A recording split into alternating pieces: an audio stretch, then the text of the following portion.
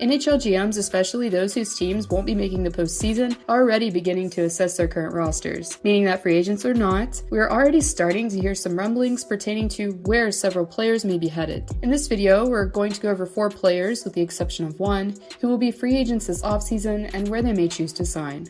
And with that, here are 4 NHL players who could be on new teams by next season.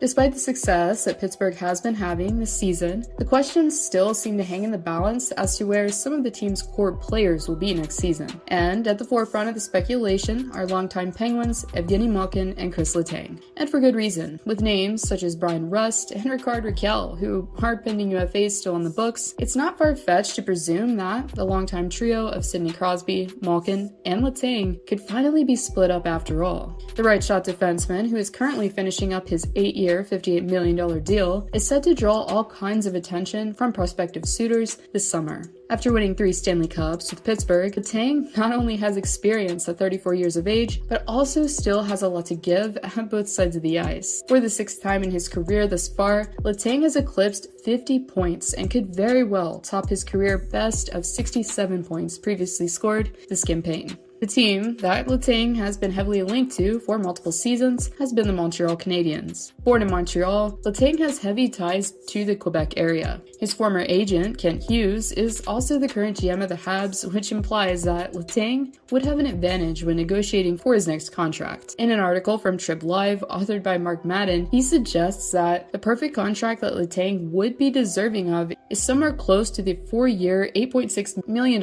range. However, if Montreal wanted to entice the defenseman, they could offer the same term, but $10 million a year instead. With Shea Weber not returning to action and Jeff Petrie potentially departing before the next campaign, the Habs would have a need on the back end that Letang could easily fill on the right side. Despite his outspoken desire to remain in the Steel City, only time will tell if contract negotiations taking place will be worthwhile.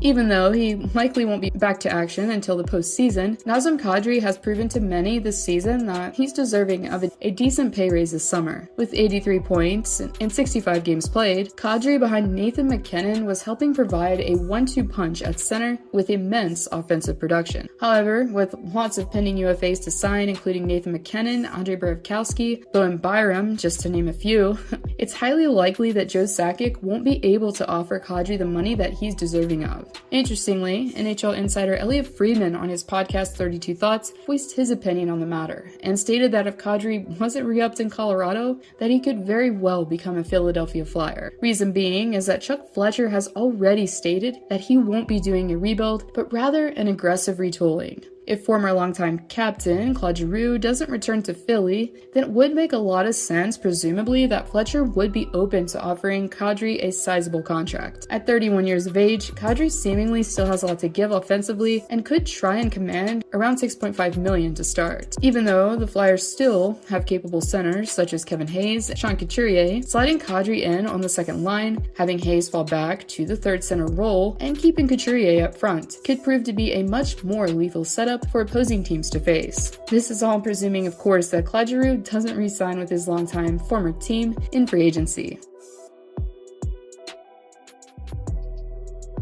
And up next is the curious case of longtime Habs goalie Carey Price, a situation that has been rather complicated and provided much uncertainty to Montreal fans looking in. After entering into the NHL Player Assistance Program, it then became apparent that the netminder had some physical setbacks as well. Even though the need for Price isn't as dire as it was last season, it's entirely possible that we could see Price return to play prior to the season's end. And as far as Elliot Friedman is concerned, if he does, in his opinion, he could very well be suiting up for another team by the start of the next campaign. Friedman gave his thoughts on his 32 Thoughts podcast that were echoed by co-host Jeff Merrick, who also agreed. As most of us know, however, Price does have a full no-move clause on his contract, meaning that he would have to give the okay if Kent Hughes decides to pull the trigger. However, despite this, Price was willing to waive the clause previously last summer and made himself readily available to be selected by Seattle. While it's pretty fair to speculate that there won't be a team eager to take on the $10 million cap hit, Montreal could find a third-party suitor to help disperse some of the cost elsewhere. Arizona, Buffalo, or even potentially Seattle, just to name a few. Getting Price at a 50% cost, or even 25% for that matter, could be more appealing to prospective teams. As far as potential suitors go, Edmonton, Colorado, and New Jersey all have obvious needs. However, the potential landing spot we'll be looking at today is the Edmonton Oilers. Currently in the hunt for a playoff position, Edmonton has had an obvious turnaround under head coach Jay Woodcroft. Despite being potentially postseason bound, the questions have been circulating all season around one position in particular, for the Oil and goaltending. And just like a broken record, most of us know that Mikko Koskinen and the Mike Smith tandem won't be enough to likely get Edmonton far in the playoffs. Even with the offensive firepower up front, with Connor McDavid and Leon Draisaitl leading the pack, many have speculated that the team won't get past the second round due to the hole in net.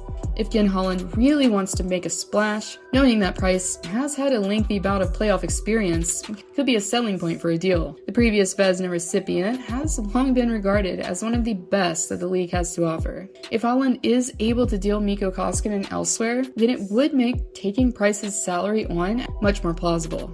Even still, despite the potential here, knowing Price's injury history and just the uncertainty around his situation, it could be seen as too much of a gamble for some teams to take in the end.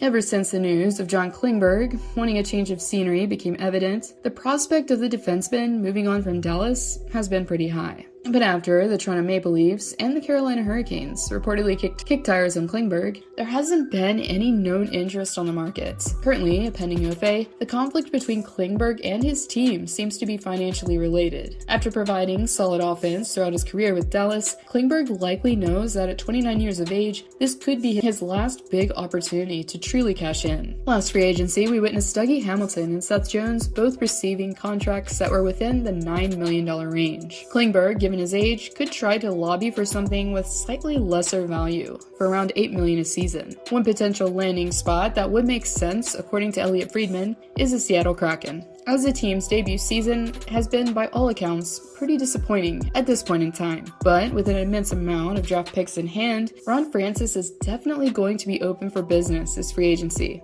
Knowing that the team has been in need of some offense, bringing Klingberg in to help run the power play unit could prove to be beneficial. With 40 points in 61 games played so far, Klingberg could help fill the role left by Mark Giordano on the back end.